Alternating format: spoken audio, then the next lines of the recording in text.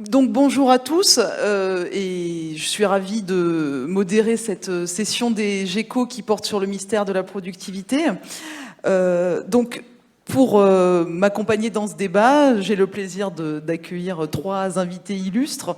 Donc dans l'ordre alphabétique, Philippe Aguillon, qui est professeur au Collège de France et qui a la chaire d'Institutions, Innovation et Croissance, qui est aussi professeur à la London School of Economics, à l'INSEAD et à PSE.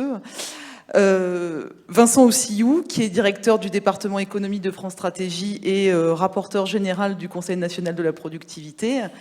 Et Claire Lelarge, professeure de sciences économiques à l'université Paris-Saclay.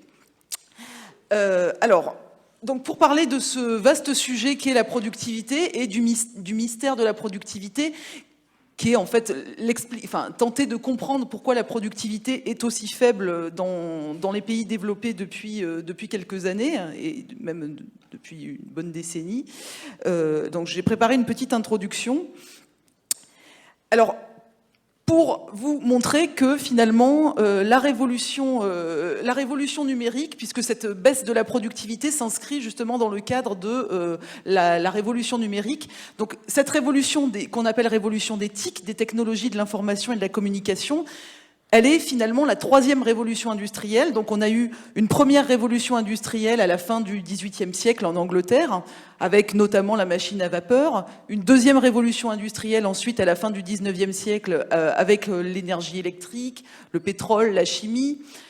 Et une troisième révolution industrielle, donc dans les années 70, qui a commencé dans les années 70, qu'on appelle révolution des technologies de l'information et de la communication, et qui, justement, aujourd'hui, devrait produire ses effets. Or, on a du mal à constater les effets de cette révolution. Donc aujourd'hui, on est dans une quatrième révolution industrielle qui s'amorce, avec l'introduction de nouvelles technologies, l'Internet des objets, l'intelligence artificielle. Mais ce sur quoi on va nous se concentrer, c'est vraiment cette révolution numérique, puisque c'est celle dont, aujourd'hui, on doit voir les effets. Ici, donc vous avez un petit graphique que je dois à notre collègue Gilles Berset, qui malheureusement n'a pas pu être là aujourd'hui. Et donc, pardon. Donc Gilles Berset, Antonin Bergeau et Rémi Leca, donc qui ont fait, m'ont transmis ce graphique, donc qui vous montre le taux de croissance du PIB par habitant. Et donc ce que vous voyez en fait, ce sont des vagues. Et en réalité, on voit une grande vague. Vous voyez une vague qui s'amorce en noir, ce sont les États-Unis, donc dans les années 30, et ensuite plus tard en Europe après la Deuxième Guerre mondiale. Et c'est ce que Gordon appelle la One Big Wave, donc c'est cette grande vague de croissance qui correspond à la deuxième révolution industrielle. Mais ce que vous constatez quand on regarde le reste du graphique, à partir des années 80, c'est quelque chose de très plat, en fait, et c'est une baisse de la croissance du PIB par habitant aux États-Unis, donc depuis les années 90, et c'est la même chose en zone euro, au Royaume-Uni et au Japon. Et ce qu'on voit, c'est qu'on est sur des minima historiques. Donc comment expliquer que cette révolution des technologies de l'information et de la communication ne se traduise pas dans les chiffres? Et comment expliquer le fameux paradoxe de Solow, dont vous avez certainement dû entendre parler, qui dit « on voit des ordinateurs partout, sauf dans les statistiques de la productivité ». Alors, ce petit schéma, donc c'est un petit peu, peut-être difficile à lire, mais l'idée, c'est de vous montrer que, en fait, cette révolution aurait dû avoir des impacts sur la croissance. Parce que, en fait, si on décompose les choses, la productivité du travail, donc ce qui nous intéresse, elle se décompose en productivité globale des facteurs, autrement dit le progrès technique, et en intensité capitalistique, c'est-à-dire les machines par travailleur. C'est-à-dire que plus vous avez des machines perfectionnées, plus ça va accroître votre intensité capitalistique.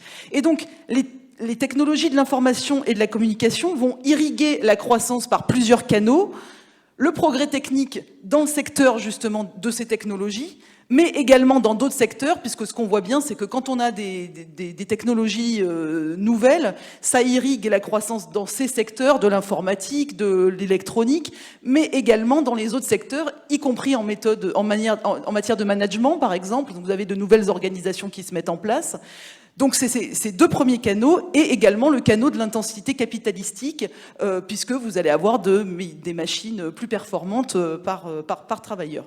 Donc, malgré cela, quand on décompose la croissance, donc je vais passer vite sur ça, c'est également un graphique que l'on doit à Antonin Bergeaud, Gilles Berset et Rémi Leca. Ce qu'on voit, c'est que vous avez la composante, si vous voulez, de la croissance, la composante progrès technique qui semble avoir vraiment dégringolé, en particulier depuis 2005.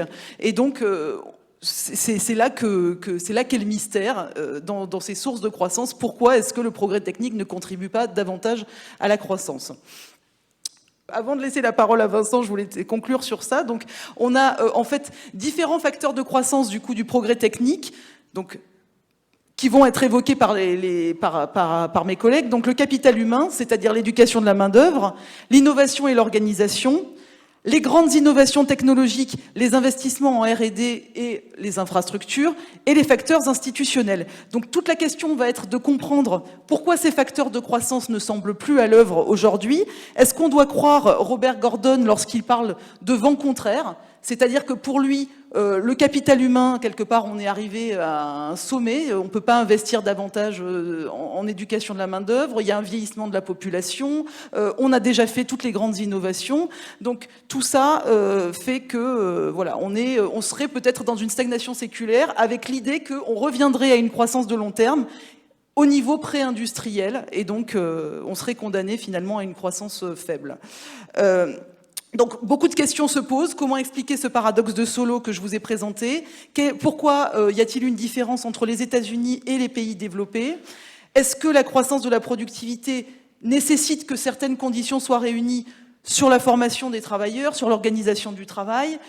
Est-ce que la productivité est correctement mesurée ? Est-ce que cette mesure est adaptée à une économie de l'immatériel ? Et on s'interrogera aussi sur ce qui se passe au sein des entreprises. Est-ce que la révolution numérique ne touche que certaines activités dans les entreprises ? Est-ce qu'elle ne touche que certaines catégories de travailleurs ? Donc autant de questions intéressantes pour le temps qui va suivre. Donc, comme je le disais, Vincent va commencer donc en nous expliquant le rôle du capital humain dans le ralentissement des gains de productivité. Et tu reviendras aussi sur le rôle de l'évitement fiscal en lien avec les investissements dans les intangibles. Donc la parole est à toi. Merci beaucoup. Bonjour à tous. Donc effectivement, je vais faire un focus sur deux facteurs du ralentissement. Donc comme l'a indiqué Céline, notamment sur le capital humain et puis sur l'évitement fiscal. Donc juste pour revenir sur l'introduction, vous voyez ici sur la productivité du travail, la décroissance très forte de la productivité depuis les années 70 dans les économies avancées. Donc en Europe, on est passé de 4% en moyenne annuelle à moins de 1%. Les États-Unis étaient déjà à un niveau un peu plus bas puisqu'ils étaient une économie plus avancée à cette période-là. Et donc, ils sont aussi maintenant, on est à peu près tous les pays de ce groupe-là sur les mêmes niveaux. Et clairement, c'est un enjeu absolument crucial puisque la productivité est un facteur principal de la croissance du pouvoir d'achat et aussi des revenus plus largement et donc de notre capacité à financer notamment les grands enjeux qui sont face à nous comme la transition énergétique. Et donc, cette décroissance de la productivité pose réellement, enfin des gains de productivité pose réellement question. Donc, on a analysé notamment c'est le travail de Catherine Bruno et Pierre-Louis Girard, l'évolution en tendance de la productivité en France en conduisant une analyse complémentaire de celle qui avait été faite notamment par Gilles Berset. Et donc on arrive aux mêmes conclusions de 3 ruptures structurelles en France dans la tendance de l'évolution des gains de productivité du travail en 86, 93 et 2004. Et derrière, on a analysé les différents facteurs qui expliquent donc le ralentissement des gains de productivité. Et clairement, ce que l'on voit quand on analyse et qu'on décompose au niveau macroéconomique la tendance des gains de productivité, c'est notamment le rôle fondamental de l'accumulation du capital humain, à la fois dans les gains de productivité Donc, on mesure qu'il a contribué aux 3/4 des gains de productivité du travail sur la période, donc entre le milieu des années 70 et jusqu'en 2018, et que le ralentissement de l'accumulation du capital humain explique de l'ordre de 60% du ralentissement tendanciel de la croissance de la productivité du travail. Donc, bien évidemment, le progrès technique et d'autres facteurs jouent, mais le capital humain est absolument essentiel dans ce ralentissement. Alors, comment mesure-t-on le capital humain? Bien évidemment, il y a différentes manières de le mesurer. Ici, dans cette analyse, on s'est concentré sur la formation initiale. Et vous voyez dans le graphique de droite, c'est la description en fait du niveau de formation initiale de la population active en France. Et donc, en fonction, il y a une part de la population qui a fortement cru dans les études secondaires, qui ont finalisé les études secondaires et les études supérieures, et bien évidemment, avec l'augmentation du taux, la croissance de ce taux finit par ralentir. Et donc clairement, alors que dans les années 70, nous avions une progression très forte, 70, 80, 90, du niveau de formation initiale des nouvelles générations qui arrivaient sur le marché du travail, et donc une progression très forte du niveau de formation initiale de la population active. Cette progression a fortement ralenti puisque nous sommes arrivés à des niveaux de formation initiale déjà relativement élevés pour l'ensemble d'une génération.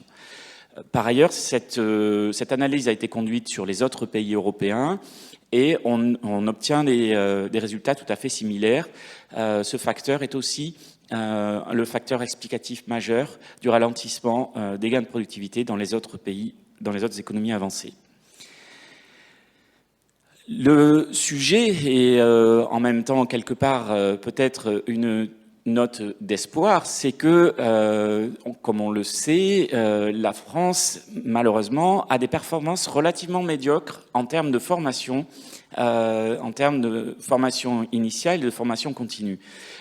Et c'est un espoir au sens où on a une marge d'amélioration qui peut aussi contribuer à relancer les gains de productivité. Quand on se compare avec les enquêtes de l'OCDE, PIAC et PISA, avec les autres pays, on voit que la France est très en dessous du niveau de pays comparables en termes de PIB par habitant. Et en plus, l'écart est encore plus important lorsqu'on compare la France sur les compétences des adultes du quartile les plus bas en termes de mesure des compétences par les enquêtes de l'OCDE. On a en plus, quand on regarde métier par métier, vous voyez les petites croix, ça correspond à la France. La France se situe à gauche en termes de niveau de compétences par métier. Lorsqu'on se compare, alors bien entendu, toute enquête a ses limites, mais il y a une convergence quand même des résultats qui montre que nous avons une performance relativement médiocre quand on se compare à des pays de niveau comparable. Et ce qui est bien entendu assez désolant, c'est que lorsqu'on regarde la compétence des jeunes générations, celles qui sont en cours de formation, la France est à peine dans la moyenne de l'OCDE et avec une décroissance pas très marquée, mais qui est quand même là, qui est assez inquiétante. Et lorsqu'on est un pays de niveau de productivité, de niveau de revenus par tête comme la France, nous devrions être à des niveaux beaucoup plus élevés en termes de compétences de nos nouvelles générations et aussi de l'ensemble de la population active. Et clairement, alors vous connaissez probablement cette enquête Teams qui a fait beaucoup de bruit sur les compétences en mathématiques. Vous voyez, la France est en bas du tableau de la liste des pays. À la fois sur l'ensemble des différents niveaux de compétences. Et c'est très inquiétant puisque, bien évidemment, les compétences en matière scientifique, dans un monde technologique, sont absolument essentielles et nous devons là-dessus progresser pour, bien entendu, améliorer ces compétences et améliorer du coup nos capacités à innover, à adopter des nouvelles technologies. Par ailleurs, un autre constat absolument désolant, c'est que la France est particulièrement peu performante en termes de compétences des étudiants issus de milieux plus défavorisés. Nous sommes ici dans un pourcentage plus bas que la moyenne de l'OCDE pour les étudiants du premier quartile qui réussissent à atteindre le meilleur niveau de compétences. Alors une note du Conseil d'analyse économique aussi sur le sujet a bien entendu pointé les insuffisances de notre système éducatif. Et Claire est une des auteurs et pourra éventuellement commenter, mais ce graphique est très important puisque notre performance en termes de compétences qu'on appelle transversales ou soft skills, tout ce qui est des compétences notamment relationnelles, en termes aussi de confiance, de travail en groupe, etc. Comme vous voyez sur ce graphique, la France, malheureusement, performe beaucoup moins bien que des pays comparables. Et c'est un enjeu absolument essentiel. Parce que dans les nouvelles technologies, pour les économies modernes, ces compétences-là sont de plus en plus importantes. Par ailleurs, nous avons en France une concentration plus forte dans les entreprises les plus productives des salariés au niveau de formation les plus élevés. L'écart avec les autres pays est très marqué. On voit en bleu la France et les autres pays de l'OCDE, la moyenne. On voit que à la fois les salariés aux plus fortes compétences sont dans les entreprises les plus productives, très largement plus que dans les autres pays, et inversement pour les salariés à moindre compétences.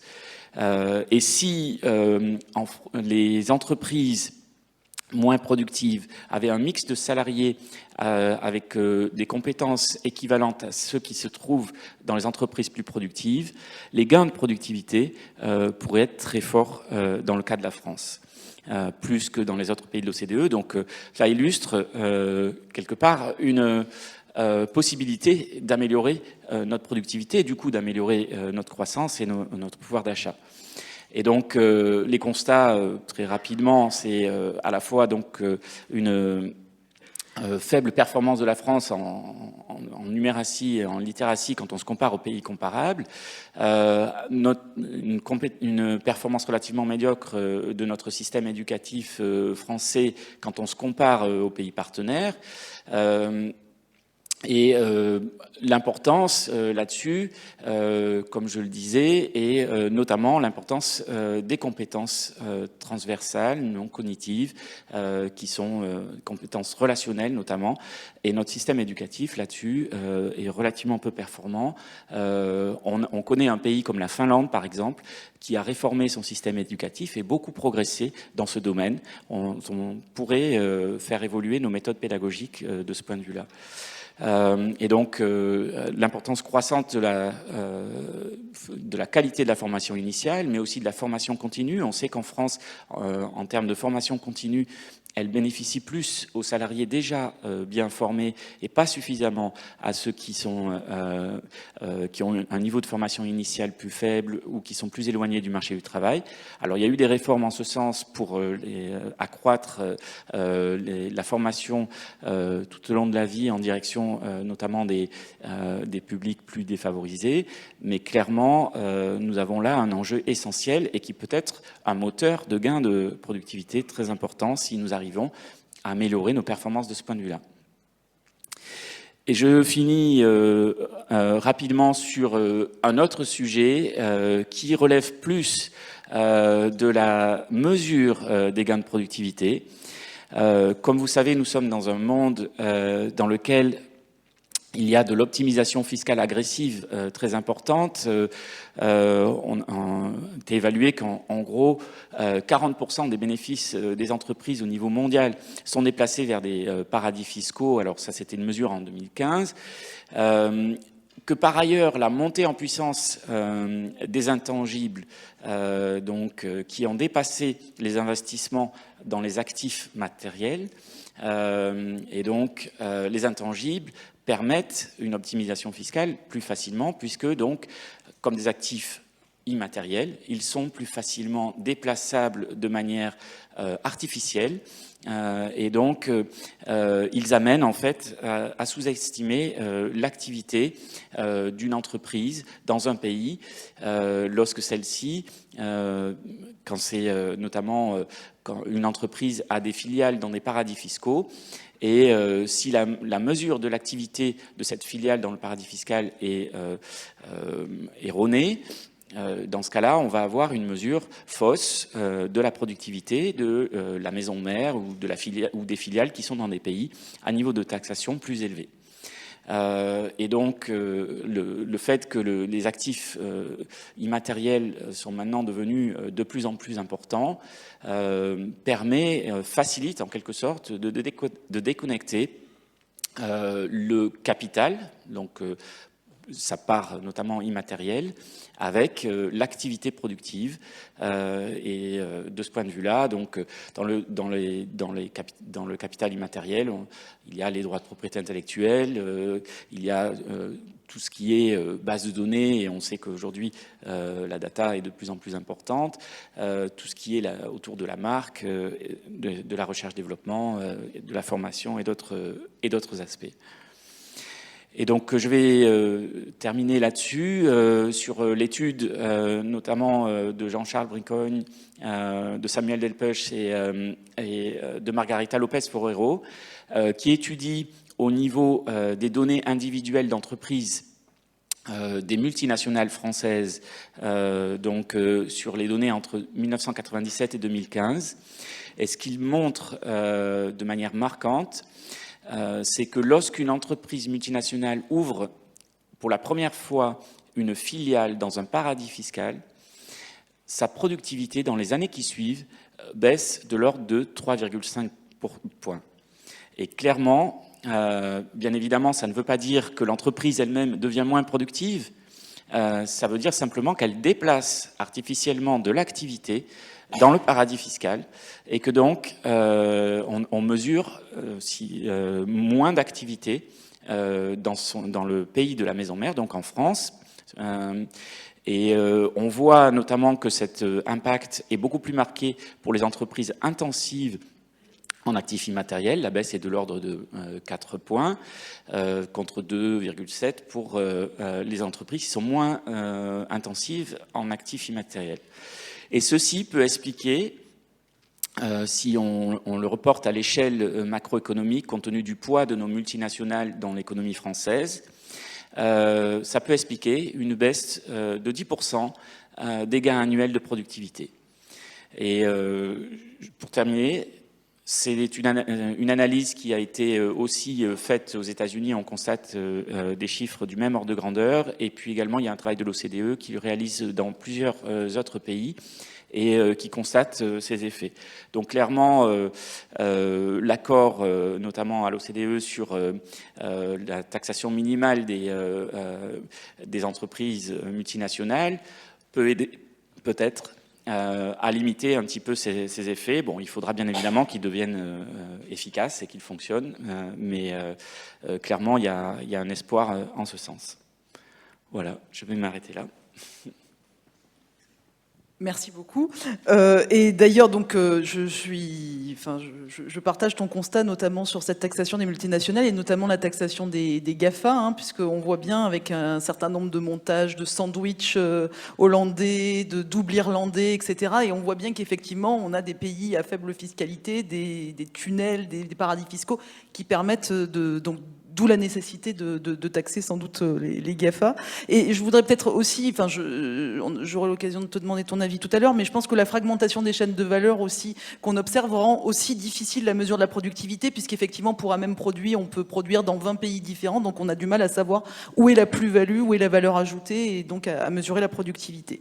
Alors, je vais passer la parole donc tout de suite à Philippe Aghion, qui est un des grands représentants des économistes schumpeteriens, donc qui va nous donner son point de vue justement pour expliquer le mystère de la productivité. Donc je connais son enthousiasme coutumier et donc je sais qu'il va nous essayer de nous expliquer justement pourquoi on a cette faible productivité et peut-être nous donner un peu d'espoir. Donc en complétant ce qu'a dit Vincent justement sur les questions de mesure et de capital humain. Donc la parole est à toi. Merci beaucoup.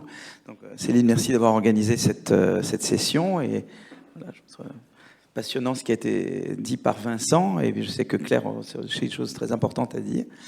Donc, ce que je vais dire est complémentaire de ce que vous avez dit. Donc j'ai un peu travaillé, pas mal d'ailleurs, avec... on en parle dans notre livre avec Céline et Simon Bunel, le pouvoir de la destruction créatrice, dans le chapitre 6. Et beaucoup de ce que je vais raconter est basé sur des travaux que j'ai fait en commun avec Antonin Bergeaud, qui est ici, donc qui a été fait référence déjà par Céline. Alors, moi, monsieur, on s'est beaucoup intéressé à comprendre déjà pourquoi aux États-Unis, depuis surtout le début des années 2000, disons même, il y a baisse de la croissance de la productivité aux États-Unis. Alors, il y a eu une augmentation de la croissance entre 1995 et 2005, et puis ça s'est mis à rebaisser depuis début des années 2000. Et donc, on essaye de comprendre. Donc, toujours, c'est les travaux d'Antonin, Gilles Berset et Rémi Leca, qui montre ces vagues, et d'essayer de comprendre surtout la dernière partie, qui est, je ne sais pas si j'arrive à pointer là, non, je ne crois pas que ce soit bien dans cette façon, parce que ça c'est de... Voilà, donc il y a plusieurs explications, et il y en a eu plusieurs qui ont été développées déjà, donc ce que je propose est complémentaire de ce que Vincent et sans doute Claire vont parler, mais en tout cas, il y a 3 explications qui ont été mises en avant, parmi d'autres. L'une, c'est l'idée que les idées sont plus difficiles à trouver. C'est des travaux de Nick Bloom, Charles Jones, John Van Drienen et Michael Webb, qui sont par ailleurs des amis et des co-auteurs, etc., tous pratiquement. Et c'est cette idée que, en fait, eh bien, il y aurait une diminution de la productivité de la recherche au cours du temps, que c'est de plus en plus dur à trouver de nouvelles idées. Donc ça, c'est un diagramme c'est des choses que Chad Jones avait travaillé depuis les années 90. Il dit, voilà, vous voyez, la croissance, le taux de croissance de la productivité américain, c'est la courbe qui est plate, et puis le nombre de chercheurs, c'est la courbe qui monte. Et vous voyez qu'on a de plus en plus de chercheurs pour ne pas faire augmenter la croissance. Donc ça veut dire que forcément, la productivité de la recherche définie comme le ratio de la croissance économique sur le nombre de chercheurs aurait baissé. Ça, c'est un peu l'idée, d'accord ? Et sous le contrôle je parle sous le contrôle de mes collègues, évidemment. Et ils disent, on va regarder ça aussi dans des secteurs. Par exemple, ils regardent le secteur des transistors. Et ils disent, ben voilà, il y a la loi de Moore qui est que chaque 2 ans, le nombre de transistors sur un chip double, sur une puce, oui. Et en fait, mais seulement, il faut de plus en plus de chercheurs pour faire doubler le nombre de transistors sur un chip. Donc ça montre bien que même quand on passe à un niveau désagrégé, il y aurait cette baisse de la productivité de la recherche au cours du temps. Alors, c'est la loi de Moore. Donc en fait, maintenant, pour faire doubler le nombre de transistors par puce, il faut 18 fois plus de chercheurs qu'il en fallait au début des années 70. Donc vous voyez, ça montre bien, disent-ils, que la productivité de la recherche a baissé. Alors moi, moi je trouve que c'est un très beau papier, très intéressant, que on recommande la lecture. Et c'est tous des très bons amis et de formidables chercheurs. Moi, ça ne m'a pas totalement convaincu, pour être honnête, et j'ai posé ces questions quand j'ai discuté leur papier, parce que je me suis dit, mais en fait, quand tu te travailles sur des semi-conducteurs, tu fais davantage que de... Tu dis, voilà, la puce, elle peut faire d'autres choses, quoi. D'abord, tu la rends moins chère, et puis tu ajoutes des différentes options. Donc, en fait, si tu veux, c'est que tu augmentes la variété des produits. C'est pas juste que tu augmentes le nombre de... Tes puces, elles peuvent faire beaucoup plus de choses. Et donc, il faudrait déflater par une mesure de variété, ce qu'eux ne font pas. Et peut-être que c'est-à-dire qu'on fait des puces, peut-être qu'ils peuvent faire beaucoup plus de trucs, en fait, que ce qu'on mesure. Voilà. Donc, il faudrait déflater par la variété. Et si tu déflates par la variété, peut-être que tu ne trouves pas que tu as une telle baisse de la productivité de la recherche. Voilà. Et ça, c'est une question que je leur ai posée quand j'ai discuté leur papier à American Economic Association il y a, je crois, 4 ans ou 5 ans. Pour le moment, j'ai pas eu de réponse à cette question. Voilà. Donc, voilà. Donc ça, c'était... Et la deuxième chose, c'est que, évidemment, une partie des dépenses de R&D sont pas vraiment technologiques. Il y a John Sutton, qui est un collègue à moi à la London School of Economics, qui vous explique qu'en partie, les dépenses de R&D, c'est pour empêcher l'entrée.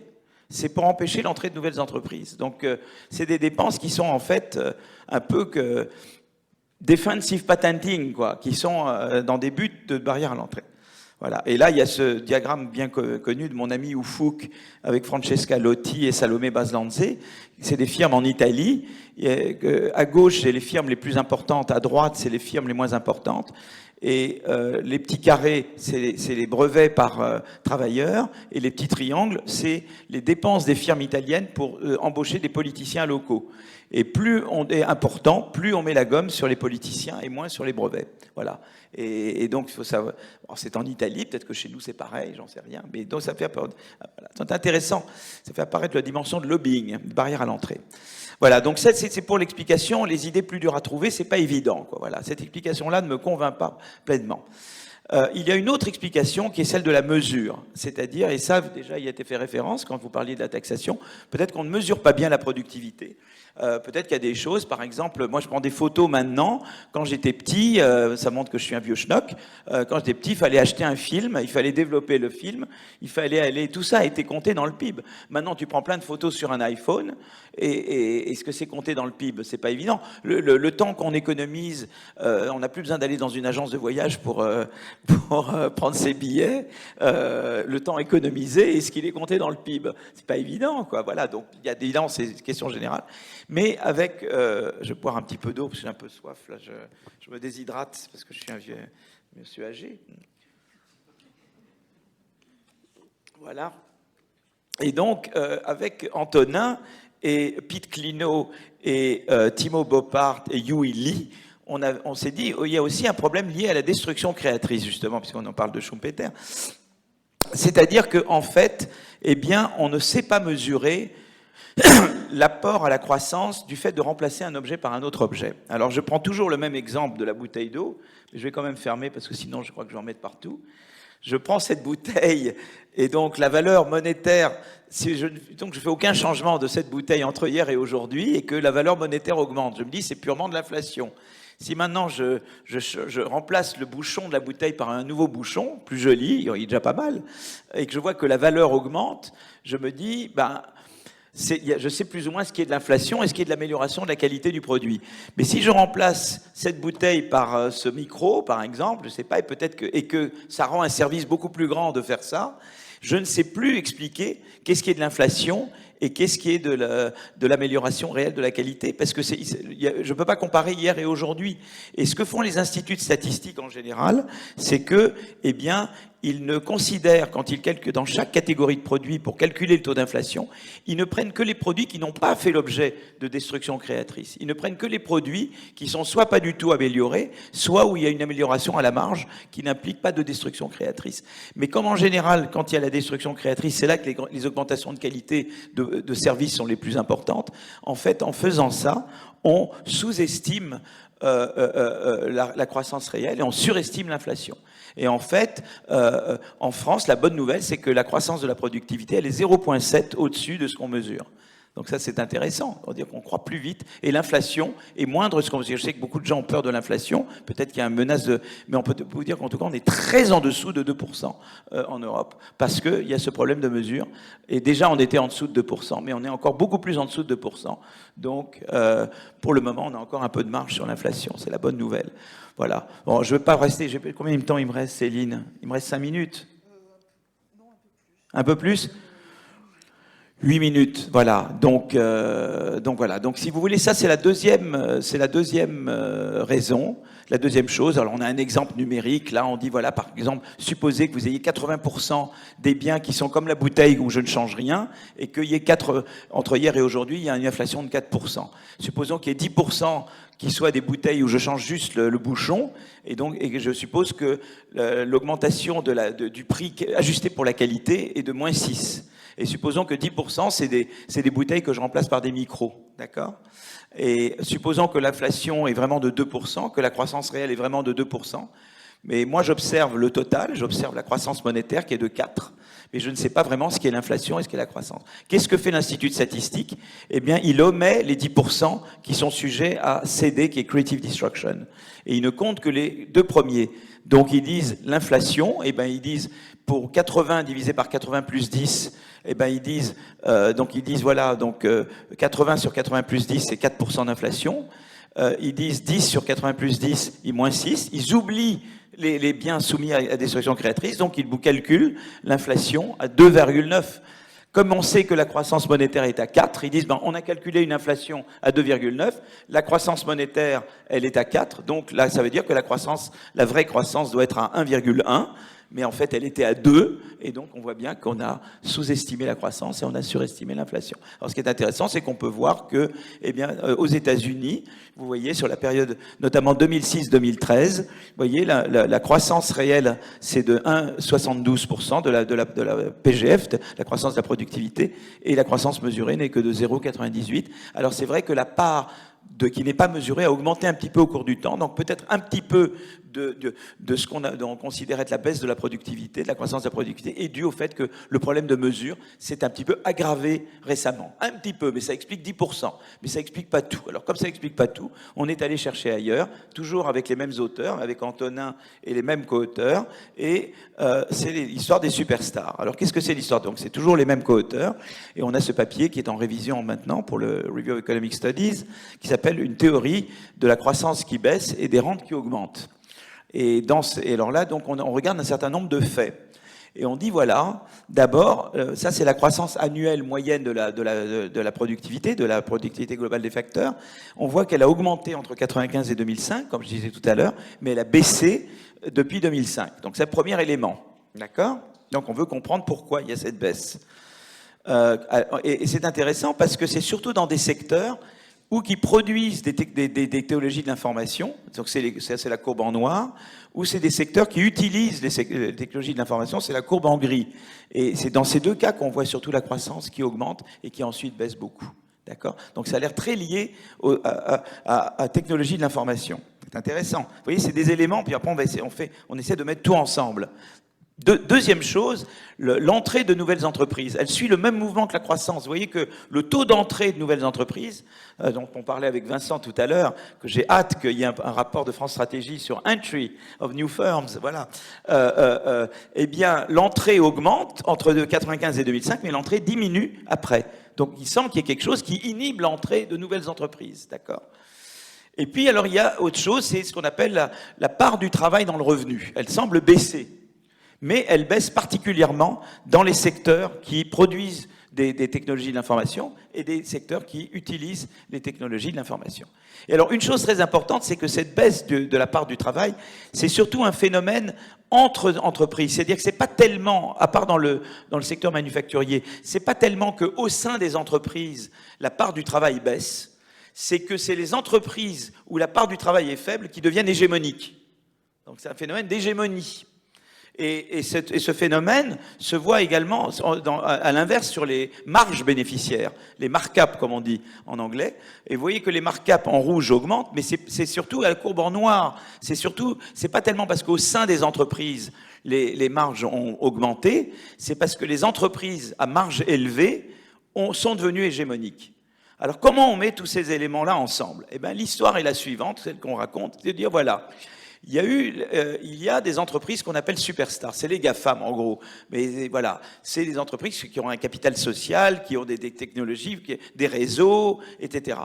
Et donc, mettons que, voilà, Claire, entreprise superstar, moi, entreprise pas superstar. Arrive la révolution des technologies de l'information. Et donc Claire va pouvoir faire beaucoup plus de choses, évidemment, parce qu'elle n'a plus besoin d'aller dans une agence de voyage, elle n'a plus besoin d'aller, elle économise du temps, donc elle peut avoir beaucoup plus d'activités. Moi aussi, mais Claire, elle est tellement meilleure que moi, que évidemment, elle va aller partout. Et qu'est-ce qui se passe avec les technologies de l'information? C'est que ces entreprises deviennent hégémoniques. Donc au début, comme elles sont plus productives, eh bien, quand elles s'étendent à l'ensemble de l'économie, la productivité globale augmente, et d'où l'augmentation de la croissance entre 1995 et 2005. Mais qu'est-ce qui se passe? C'est qu'une fois que Claire a envahi tous les secteurs de l'économie, eh bien, elle va inhiber l'innovation des autres. Elle va inhiber l'entrée des firmes. Et c'est pour ça que vous voyez l'entrée baisser.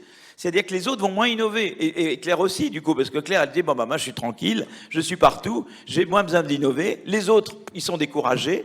Et donc, il y a un effet de découragement sur les autres. Et ce qui s'est passé, en fait, c'est que c'était un phénomène qu'à la faveur d'éthique, il y a eu cette expansion des GAFAM, notamment, et des Walmart, etc., qui a eu au début un effet qui a stimulé la croissance, mais qui après un effet inhibant sur la croissance.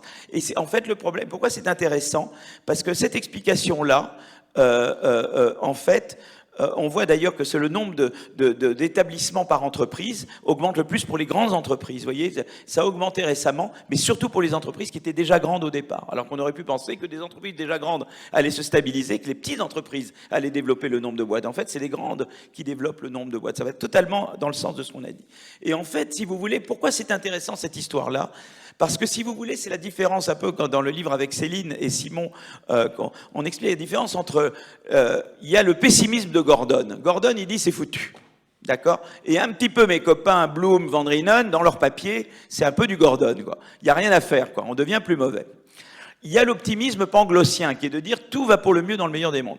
Et nous, on a, disons, un optimisme, je dirais, gramscien, hein, un optimisme de combat. On dit non, on peut y arriver, mais il y a une barrière. Pourquoi il y a ce déclin aux États-Unis? Parce que, en fait, la politique il y a eu la révolution technologique, mais les institutions ne se sont pas adaptées, notamment la politique de concurrence. Il faut adapter la politique de concurrence à l'ère du digital. Voilà.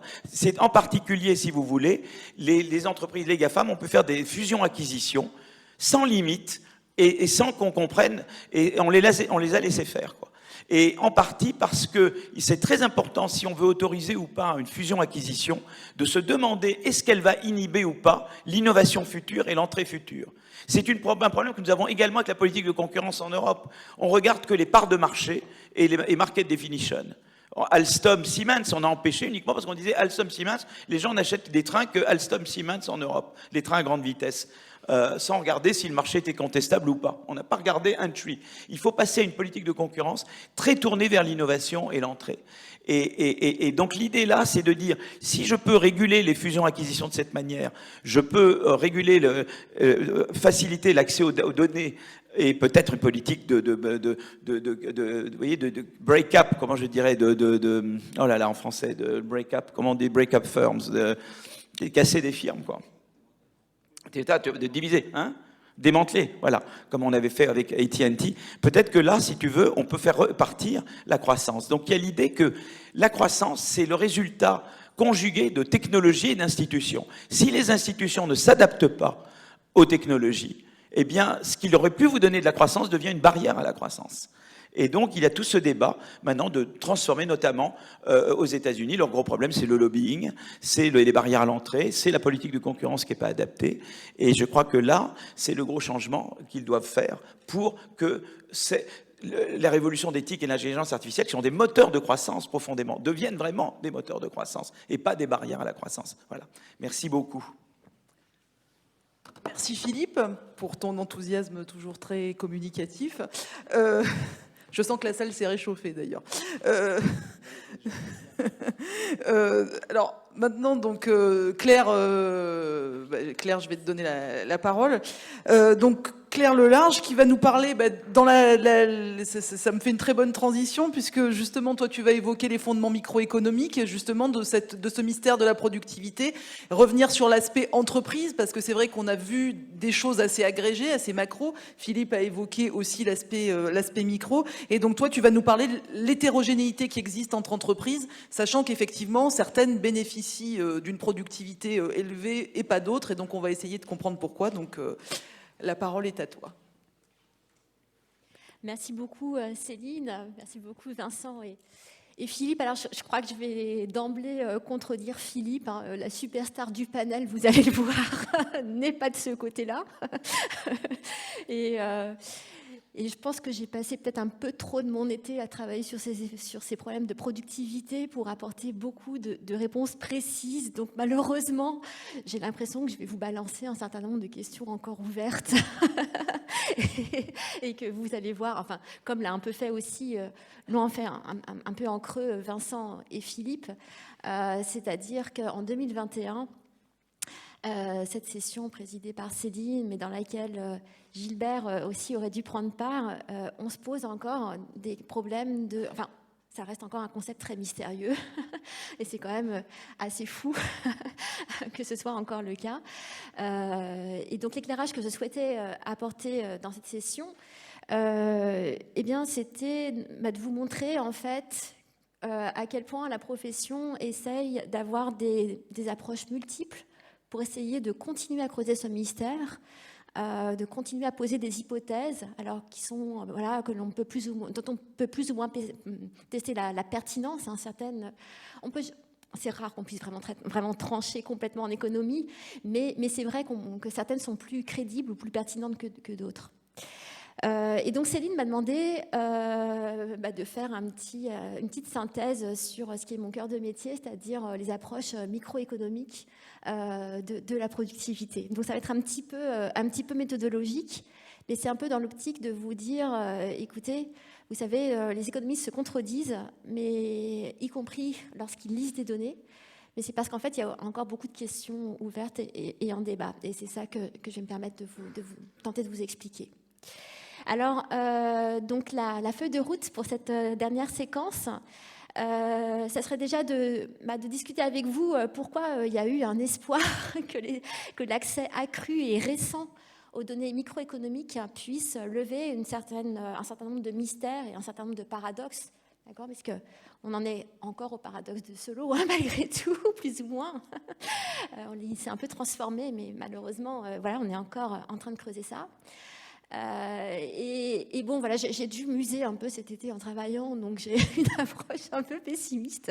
Hélas, je ne suis pas la superstar, je n'ai pas répondu à toutes les questions, et je vais vous montrer pourquoi et quels sont les champs de recherche possibles, en particulier pour des étudiants qui voudraient continuer jusqu'en thèse ou au-delà. Voilà. Après, on essaie d'avancer quand même en économie, donc parfois on fait comme si on avait résolu un certain nombre de problèmes et on fait du raisonnement hypothético-déductif. Supposons que ça soit résolu et qu'on le tienne pour acquis, qu'est-ce qu'on peut quand même en dire, d'accord ? Et c'est peut-être cette incertitude qui est retranscrite dans les médias. Parfois, on paraît hésitant, mais c'est parce qu'on avance à la fois sur les problèmes fondamentaux qu'on a du mal à résoudre, d'accord ? Mais parfois, on cherche quand même à donner des indications, notamment aux administrations, au pouvoir politique.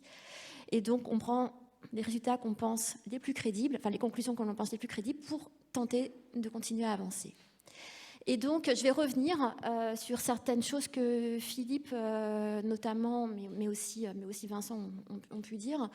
Et je vais essayer de vous donner quand même un certain nombre des principaux enseignements qu'ont délivrés les données microéconomiques jusqu'ici. Voilà, avec à chaque fois vraiment un champ de recherche extrêmement dynamique en fait, et particulièrement renouvelé par Philippe, qui continue à le nourrir et à aiguillonner non seulement ses propres co-auteurs, enfin, il y en a quelques-uns ici, mais aussi ses collègues, comme vous avez pu le deviner dans sa présentation. Alors, petit 1, pourquoi les informations de type microéconomique, enfin de niveau entreprise, pourrait-elle aider à lever une part du mystère de la productivité ? Alors, j'ai essayé de vous retranscrire concrètement comment je travaillais au quotidien. C'est-à-dire que depuis très peu de temps, moi, à l'INSEE, c'est depuis 2005-2008, l'accès aux données fiscales des entreprises pour les chercheurs via le CASD. Et globalement, ce qui s'est passé donc, depuis très récemment, c'est qu'une grande multitude de chercheurs peuvent commencer à se faire les dents sur ce type d'informations. Qu'est-ce que c'est que ces informations? Ce sont essentiellement les informations issues de l'alias fiscal des entreprises. Donc pour toute la population des entreprises présentes en France, on a notamment leur bilan, où on peut aller tenter de mesurer notamment leur stock de capital, d'accord. Et puis on a à droite leur compte de résultats. Et donc là, on sait ce qu'elles utilisent, ce qu'elles achètent comme input intermédiaire. Enfin, vous voyez, entreprise par entreprise, item par item, ça peut paraître... Enfin, ça a été fascinant, hein. C'est fascinant, ça reste fascinant. Et donc, voilà, ça a été un gros espoir. Tout de suite, évidemment, vous vous souvenez de ce que vient de vous dire Vincent. C'est que je vous ai parlé de l'IAS fiscale. Donc, évidemment, ça ne sera pas robuste aux problèmes d'optimisation fiscale, notamment tout ce qui se passe en France, dans le cas des multinationales. D'accord? Donc, Vincent vous a déjà parlé de ça. Et moi, je vais revenir même à des choses encore plus basiques que peut-être aussi Antonin pourrait compléter. Enfin, ça date un peu, c'est ses travaux même prédoctoraux, mais je pense que quand il a travaillé sur les données macro, il a vu que même sur les données macroéconomiques, mesurer le capital, c'est pas si simple, d'accord. Donc maintenant, voilà, on essaye d'avancer et on passe ces problèmes un peu sous silence, mais ils réapparaissent, ils réémergent à chaque nouvelle vague technologique parce que ça repose de nouveaux problèmes de mesure. Et en fait, ces problèmes de mesure macroéconomiques, eh ben, ils apparaissent des niveaux microéconomiques. C'est-à-dire que si vous avez peut-être regardé l'alias fiscal que je vous ai montré précédemment, c'est pas très fin, en fait, ce qu'on a sur le stock de capital des entreprises. On connaît pas du tout, moi je sais pas, leur nombre d'ordinateurs, leur stock de robots, enfin des choses qu'on aimerait vraiment bien avoir. Et donc, c'est pas très facile de faire des indicateurs de productivité et de performance très, très fins lorsqu'on ne sait même pas très finement quels sont les moyens mis en œuvre pour produire. D'accord? Donc voilà, donc ça c'est... Donc dans le cas d'une fonction de production pour les étudiants qui ont, je sais pas, on fait ça au lycée ou en licence, souvent on essaye d'estimer des relations technologiques qui mettent en regard la production de l'entreprise d'un côté et les moyens mis en œuvre de l'autre, à l'aide d'une belle cope Douglas. Et tout de suite, on se pose le problème du capital, et ça c'est un problème qui date, hein, parce que vraiment, article fondateur, Gridicus MRS 198, vous voyez, en 2020, on cherche encore des réponses. C'est un papier en révision de collègues spécialistes du domaine. Ce qui est très problématique, c'est qu'en fait, ce qu'il y a dans l'alias fiscal, c'est du reporting au coût historique des entreprises, de façon à détecter à minimiser les risques de fraude. On leur demande leur facture et de reporter au coût où elles l'ont acheté. D'accord? Et donc après, quand on regarde 10 ans plus tard, il y a eu de l'obsolescence, il y a eu de l'inflation qui fait qu'on ne peut pas comparer du stock acheté il y a 5 ans ou il y a 10 ans. Et ça, c'est encore un casse-tête. Et on n'a pas encore des méthodologies très très robustes pour le corriger. D'accord? Dans le cas d'apparition de nouvelles technologies, c'est encore pire. Même problème de mesure pour les inputs intermédiaires. Vous voyez, des papiers de 2020. Donc, très vieux problème, mais on est encore en train de réfléchir. Le souci, c'est qu'on a du reporting en valeur agrégée, alors qu'on aimerait bien savoir, mais qu'est-ce qu'elles utilisent item par item, notamment pour bien suivre les chaînes de production et internationales de valeur, et bien contrôler du fait que la valeur ajoutée se fasse en France et pas dans un autre pays. Donc ça, c'est très important. Pour le travail, alors comme en France, on peut appareiller les données fiscales avec les déclarations annuelles de données sociales qui font un reporting très ferme au niveau salarié. A priori, c'est mieux, mais en fait, on observe rarement la qualification des travailleurs. On a leur occupation, leur PCS, mais c'est une proxy qui est très, très, très faible du capital humain. D'accord? Et donc, c'est pour ça qu'en fait, Vincent a utilisé un peu d'autres choses pour vous faire son argumentaire. D'accord.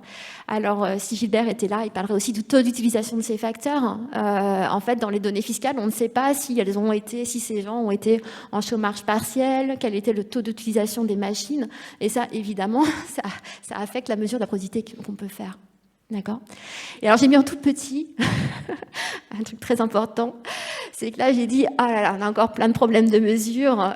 Moi, chercheur, les instituts statistiques ne me donnent pas suffisamment d'informations. Mais je dois vous avouer que si on me donnait tout ça, je ne saurais pas trop comment faire, parce que ça ferait quelque chose d'extrêmement, de dimension extrêmement importante, d'accord. Essayer d'estimer des index de productivité avec tous les inputs intermédiaires, toutes les machines une par une selon leur degré d'obsolescence. Oui, en théorie, il me faudrait tout ça, mais si on me le donnait et que j'arrêtais de me plaindre, il faudrait que je me mette à travailler très très sérieusement, parce que je n'ai pas la méthodologie d'estimation qui permettrait d'incorporer tout ça. Alors ça va peut-être changer avec des techniques de big data, etc. Donc ça, potentiellement, il y a potentiellement vraiment beaucoup de choses à faire très fascinantes. D'accord. Voilà, donc j'essaye d'être déprimante, mais pas trop. Par contre, j'arrive plus à avancer. Merci beaucoup. Ce qui devait arriver arriva. Alors, par ailleurs, en fait, en microéconomie, l'estimation de la productivité des entreprises pose parmi les problèmes les plus redoutables d'économétrie. Donc, j'ai fait vraiment, vous voyez, une présentation très basique, mais ça me semble important et honnête de vous le dire. Donc, à nouveau, des papiers très récents qui refont le point sur ces méthodologies d'estimation et qui sont toujours en cours de développement. On a des gros soucis de variables omises, c'est-à-dire que même si j'ai l'alias fiscal avec tout ce que je vous ai décrit, j'aurais pas de proxy en particulier de la qualité du management à l'intérieur des entreprises. Et on sent bien que le management, ça va être très important pour parler d'efficacité, la motivation des salariés, etc., pour produire plus, mieux, etc., etc. Et donc ça, c'est un champ de recherche vraiment porté par Nick Bloom et John Varinon depuis leur papier de 2010, dont je reprends ces distributions de scores de management en entreprise. Vous voyez que déjà, ces distributions sont très dispersés au sein de chaque pays.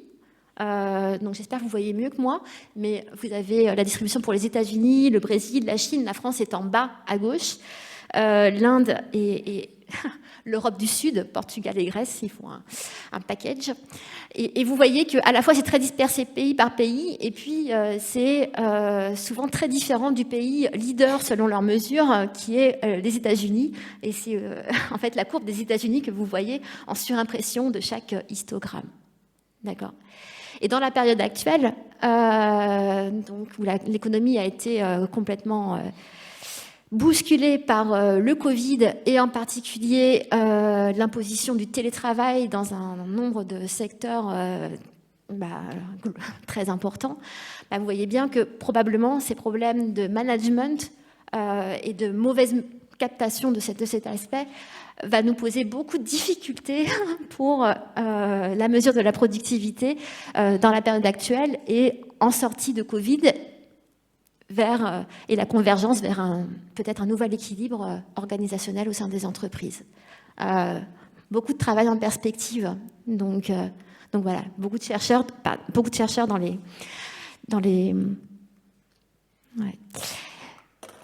les statistiques de Philippe, peu d'idées. Ah, je suis allée trop loin, mais il va falloir travailler. Autre biais d'économétrie, eh bien, le gros souci de la productivité, on vous l'a pas rappelé en début de session, mais depuis Solow, c'est un résidu macroéconomique, c'est-à-dire que on prend la production, on enlève les contributions des facteurs de production et la productivité, en gros, c'est avec ce qui reste. D'accord ? Et au niveau microéconomique, globalement, c'est aussi un résidu. Et ça rend la mesure de la productivité extrêmement fragile. D'accord ? Parce ça va être une mesure de performance des entreprises qui va être éminemment sensible à toutes les hypothèses sur lesquelles on va la construire. Est-ce que la fonction de production est Cobb-Douglas ou Translog ? Est-ce que l'entreprise est price taker? Est-ce qu'elle est preneuse de prix sur les marchés de ces inputs intermédiaires ou pas? D'accord? Voilà. Toutes les hypothèses d'identification aussi qu'on va faire. Parce qu'on est obligé, on a trop peu d'informations, et donc on est obligé de faire des hypothèses sur la façon dont la productivité évolue au niveau des entreprises. Voilà, donc à la fois beaucoup de potentiel, beaucoup d'opportunités, mais encore une boîte à outils encore très largement en cours de construction. D'accord?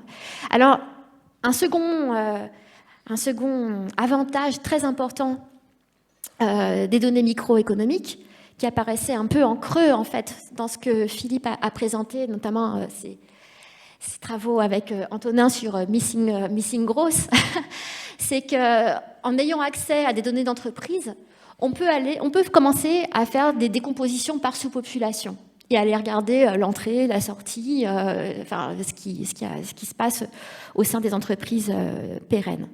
Alors, l'un des premiers papiers à proposer cela, c'était un papier par Bailey, Hulten et Campbell dans les années 90, qui vous montre en fait, voilà, un exemple parmi plusieurs qui ont été proposés depuis, de décomposition de ce type, où la productivité agrégée apparaît comme une somme pondérée des productivités individuelles des entreprises, mais pondérées par leur importance sur leur marché.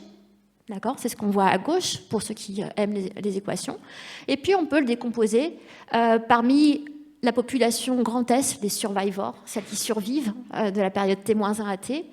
Parmi la contribution des sortants, d'accord ? Si les sortants sont peu productives, voilà, et qu'elles sortent du marché, alors ça va avoir un impact positif sur la productivité agrégée.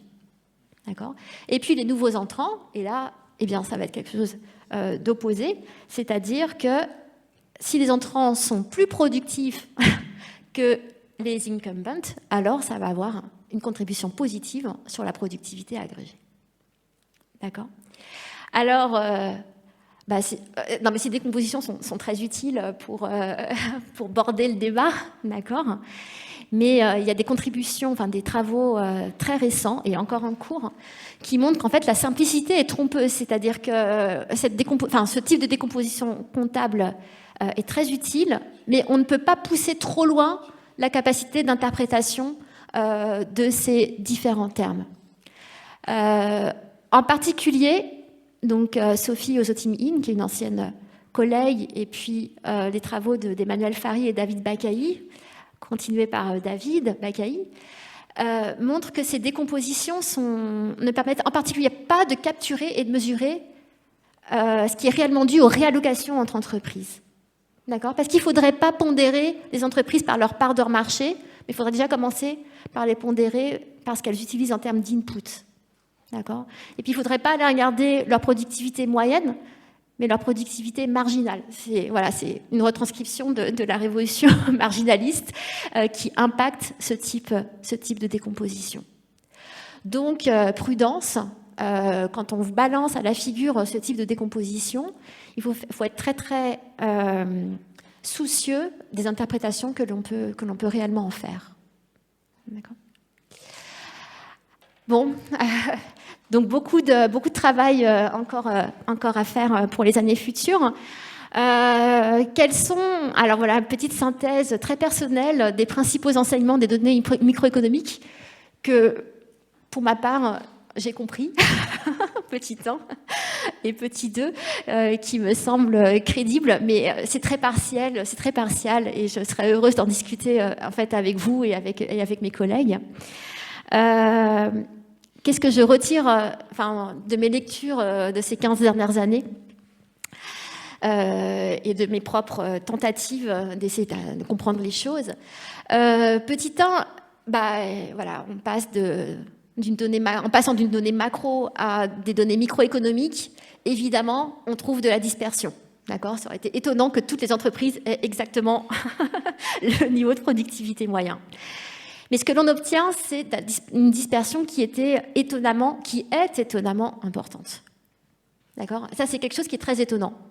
Notamment quand on a en tête, quand on pense et que l'on a des intuitions qui montrent que les phénomènes de création-destruction sont importants. Malgré ces phénomènes, en fait, la dispersion reste quand même importante.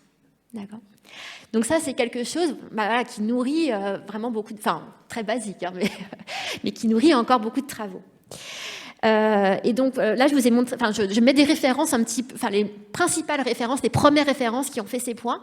Mais donc c'est des travaux de Jennifer Silverson, qui montraient ça dès 2004 pour un secteur dans lequel les problèmes de mesure étaient très réduits, celui du béton. D'accord ? Donc on sait que le béton, en fait, il y a peu de problèmes de mesure de la qualité, de mesure de nouveaux produits. Enfin voilà, c'est quand même quelque chose qu'il est facile de bien contrôler. Et bien même parmi les producteurs de béton aux États-Unis, vous voyez, très grosse importance de la dispersion de la productivité, soit en niveau, soit en prenant le log pour faire des différences en pourcentage entre entreprises dans le panel de droite. D'accord ? Donc premier point. Et ça, c'est très étonnant. C'est très étonnant et ça paraît robuste. D'accord ? Deuxième point, cette dispersion semble plutôt en croissance sur la période récente. Et beaucoup de travaux, alors certains cités par Vincent, mais pas complètement sur ce point, montrent que voilà, il y a des différences qui sont croissantes entre entreprises. Philippe a parlé des big star firms versus les autres. D'accord. Vincent, tu as cité les travaux en fait de l'OCDE, enfin qui sont connexes à cela, et qui ont montré également qu'il y aurait une disjonction entre les entreprises qui seraient à la frontière, et souvent des grosses, des big stars, et les autres. D'accord. Ce qu'ils appellent la garde, c'est les 90% suivantes. Donc j'ai peur d'être la garde en sciences. Mais donc voilà, c'est une catégorie qui est très très peuplée.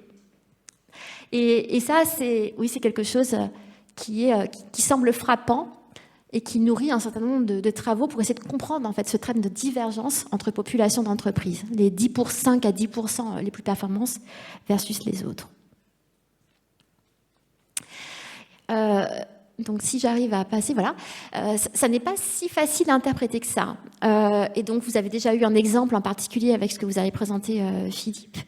Je suis revenue en fait à des papiers un petit peu plus anciens, ce dossier Pete Clino, qui est l'un des co-auteurs en fait, le papier de 2008 qui essayait de réfléchir en fait à cette dispersion de productivité observée dans les données.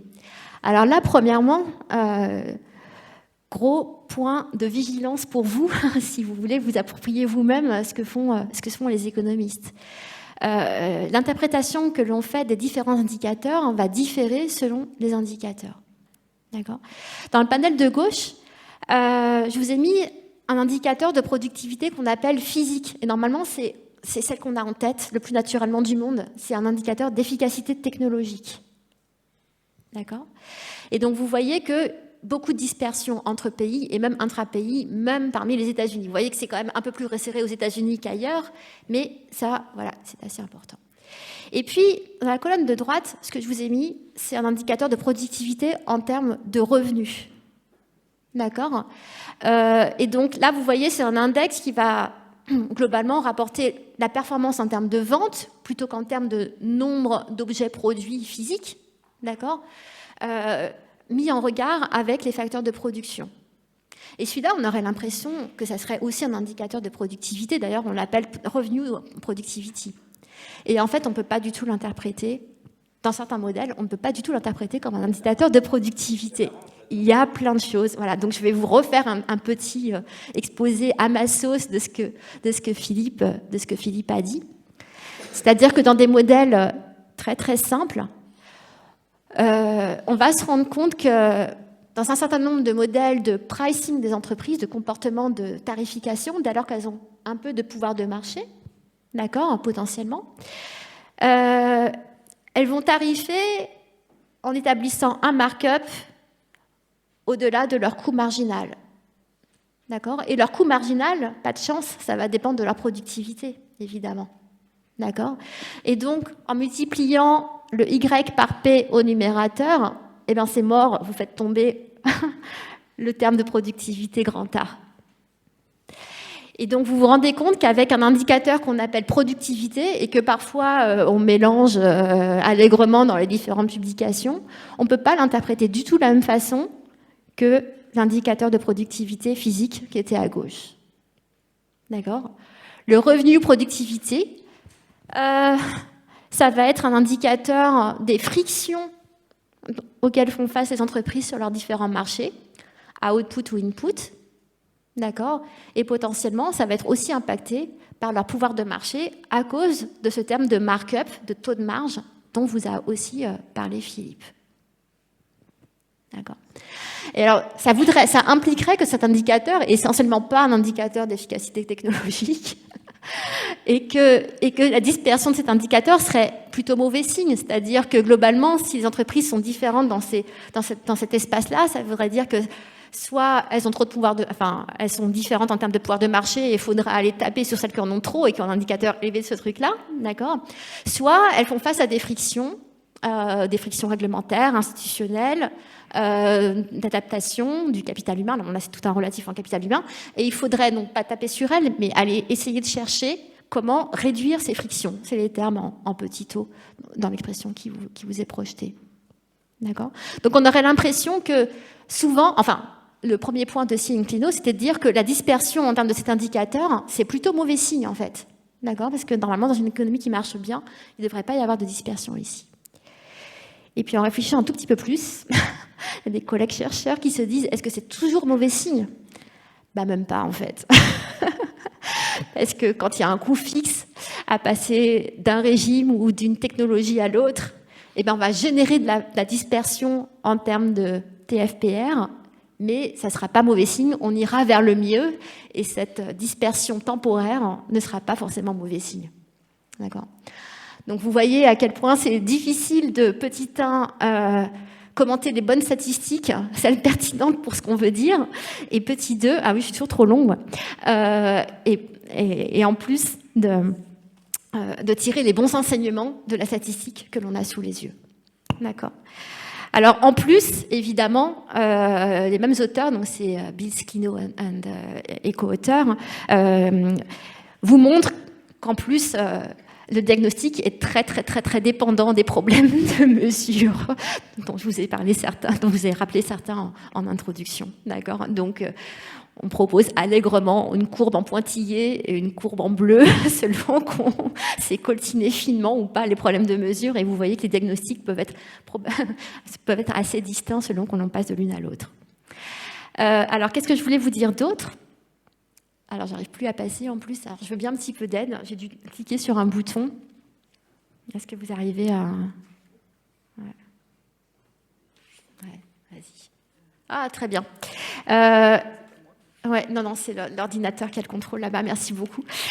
Je vais passer assez vite sur le point que vous a déjà mentionné Philippe, en collaboration avec Antonin, sur le problème des markups. Donc, je vous ai annoncé que ces indicateurs de revenu TFP étaient potentiellement affectés par les markups. Et je vous montre un autre graphique du même papier pour vous montrer que c'est potentiellement, effectivement, un problème assez important. D'accord ? Cependant, le papier de Philippe était une pierre au débat, et il y a encore une multitude de papiers qui essayent... on a l'impression que cet argument qualitatif vaut au moins pour les États-Unis. Pour la France et l'Europe, c'est pas aussi certain. Enfin, il y a des gens qui sont pas d'accord. Et la quantification aussi, là pour le coup, est encore complètement en débat. D'accord ? Et donc, je vous ai mis là des graphiques issus de papiers donc, très avancés, pareil, extrêmement bien publiés, d'excellente qualité, qui vous montrent que probablement, oui, il y a un problème de markup, parce qu'on voit que ça se répercute aussi sur des statistiques plus robustes qui sont simplement des statistiques de concentration. Le petit graphique en bas à gauche, là, ça vous montre les indicateurs de concentration sur les différents marchés en regardant la part de marché des 5 plus grosses entreprises dans tous les secteurs, et on voit que c'est en croissance. Mais par contre, la quantification, si vous regardez le graphique de droite, elle est très dépendante de la méthode d'estimation du markup. D'accord ? Vous regardez les échelles et c'est pas les mêmes. Voilà. Alors, je vais passer ça parce que en fait, Philippe en a un petit peu parlé. Et là, je conclus vraiment, Céline, je te promets. Bon, moi, vous voyez, j'étais un petit peu usée par mes propres travaux et la to-do list à faire pour les prochaines années. Mais enfin bon, c'est peut-être ce qui va garantir que j'aurai encore un salaire l'année prochaine. Et je souhaitais un peu, voilà, conclure par cette citation de Xavier Gabet dans un ouvrage récent de compilation de ce qu'avait à dire un certain nombre d'économistes français primés comme étant les meilleurs jeunes économistes des différentes années. Et j'aime bien cette citation quand même, surtout quand elle vient de quelqu'un qui est aussi fort que Xavier Gabet. Je me dis, bon, bah, ça ne doit pas être qu'un problème individuel, donc ça me donne un peu de courage. Voilà, je vous laisse méditer ce point. Merci Claire, donc merci à tous les trois. Alors je vous rappelle que vous pouvez poser des questions, hein, je n'en ai pas reçu pour l'instant, donc moi je vais en poser peut-être une qui est un petit peu, disons, provocante, puisque c'est vrai que quand on vous voit donc tous les trois parler des problèmes de mesure de la productivité, on se demande finalement si aujourd'hui le concept même de productivité, en fait, est vraiment le concept central. Autrement dit, c'est une question que me posent fréquemment mes étudiants, mais donc je vous la pose parce que peut-être que parmi la salle aussi des gens se la posent. C'est qu'à l'heure où on parle beaucoup d'économie du partage, d'économie où effectivement, sans aller jusqu'à la décroissance, mais en tout cas du partage, est-ce que la productivité a encore un sens aujourd'hui et est-ce que finalement il n'y a pas d'autres indicateurs qui pourraient nous indiquer la bonne santé de l'économie ? Qui veut répondre ?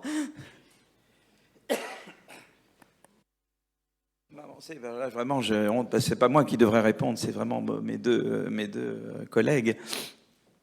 Je pense que c'est utile souvent de regarder plusieurs indicateurs. Tu vois, par exemple, dans productivité, on regarde aussi, une des manières de capturer, quand on a essayé de regarder ce qu'il y avait ce problème de croissance manquante, on avait regardé de différentes façons. Une, c'est de regarder la dynamique des entreprises, en fait. Derrière les distributions, il y a la dynamique. Est-ce que, par exemple, eh bien, les entreprises qui restent d'une période à l'autre représentent moins aujourd'hui qu'elles représentaient hier. Donc on se dit, là, il y a peut-être, vous voyez, il y a de se concentrer sur les entreprises existantes, on perd quelque chose parce qu'on regarde les parts de marché ou les parts d'emploi, on regarde des choses comme ça.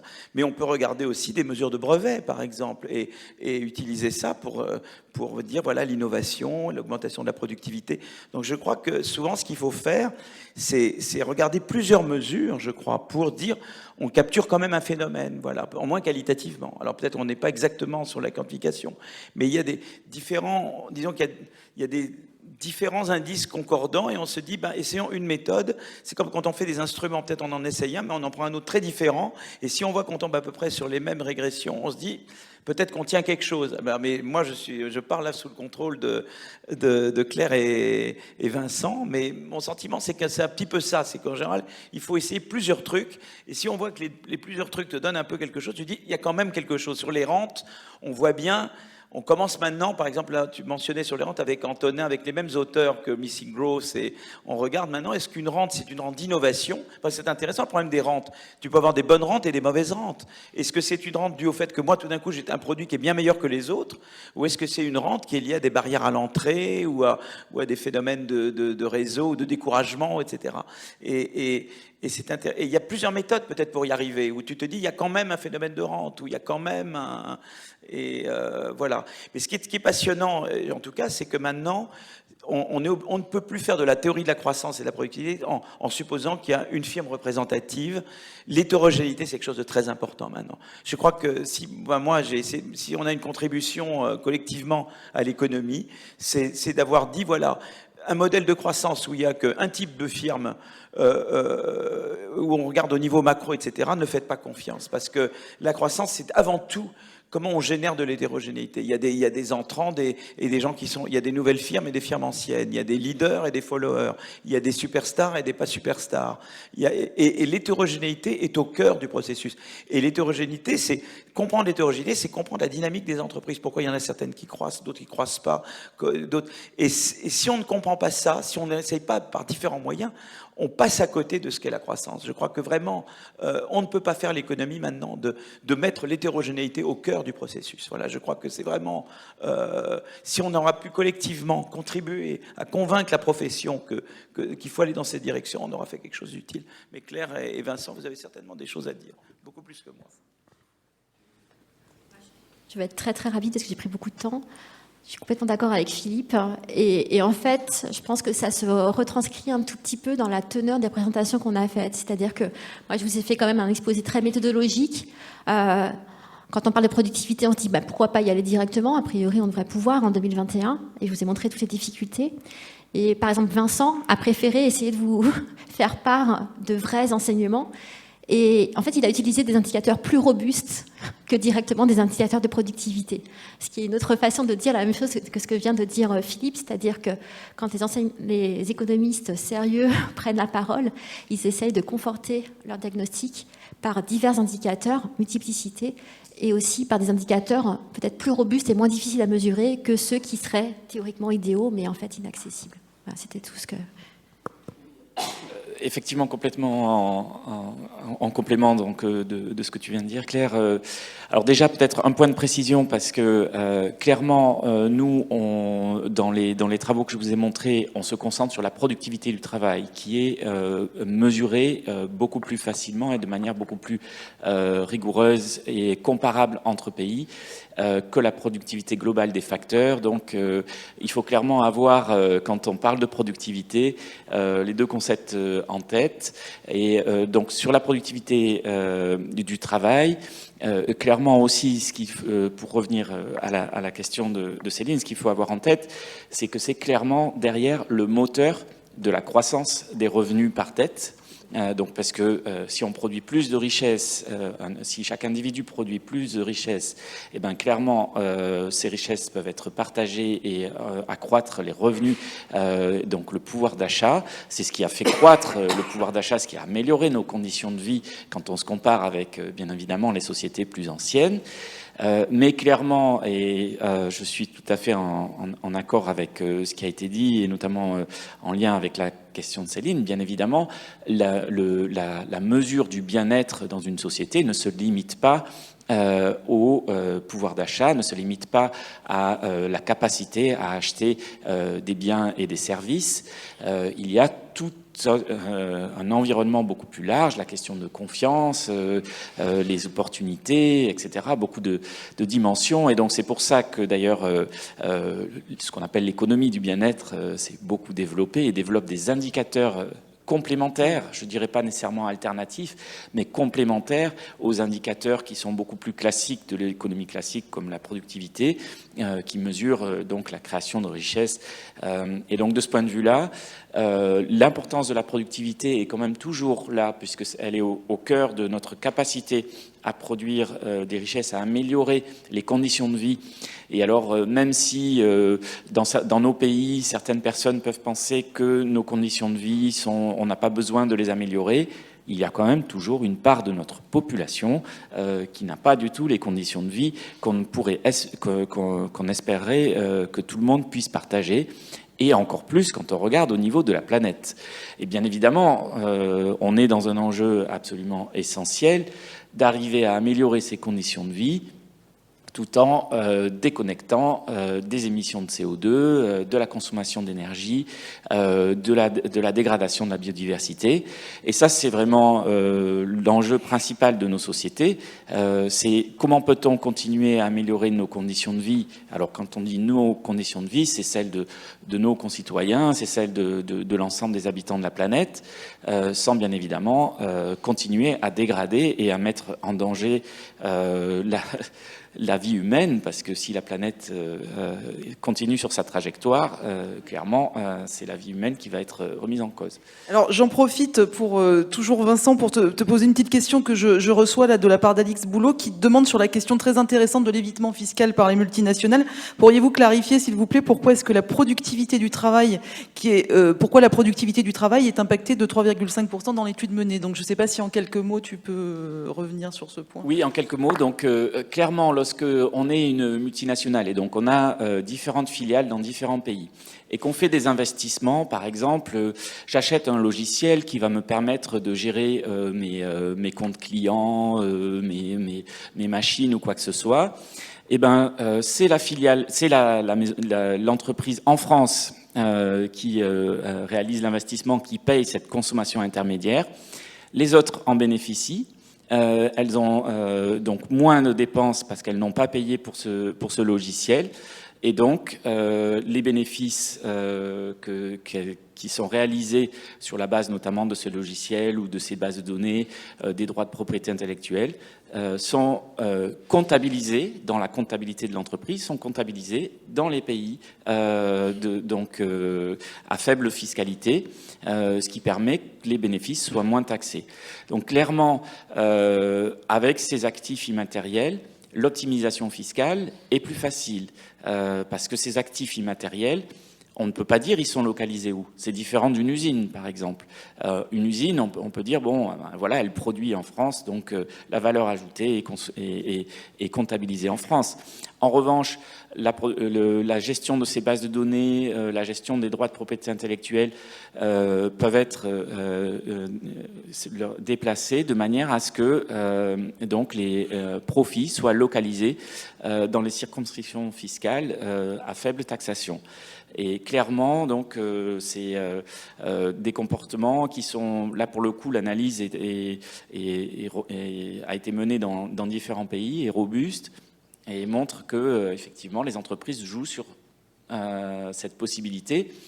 Et quelque part, il est difficile d'imaginer que si elles en ont la possibilité, qu'elles ne le fassent pas. Parce que leurs concurrents le font, et donc si elles ne le font pas, bah, elles vont finir par se faire éliminer.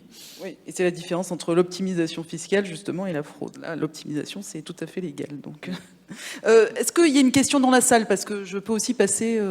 Est-ce que certains d'entre vous ont envie de poser une question en direct?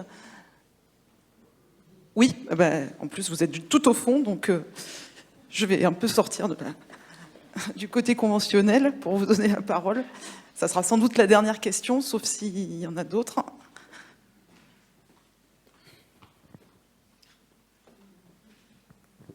Bonjour. Bon, déjà, je m'excuse d'être arrivé en retard, donc j'ai peut-être raté l'objet de ma question. C'est tout simplement par rapport à la crise de Covid et, on va dire, les grandes tendances générées par cette crise par rapport aux transformations de la productivité, de la totalité des facteurs de production dans les différentes économies. Même si je suis bien conscient de la difficulté méthodologique d'interprétation des données que vous soulignez, voilà, je pense que je suis intéressé par, si ce n'est vos conclusions, au moins vos intuitions. Qui veut répondre à cette question ?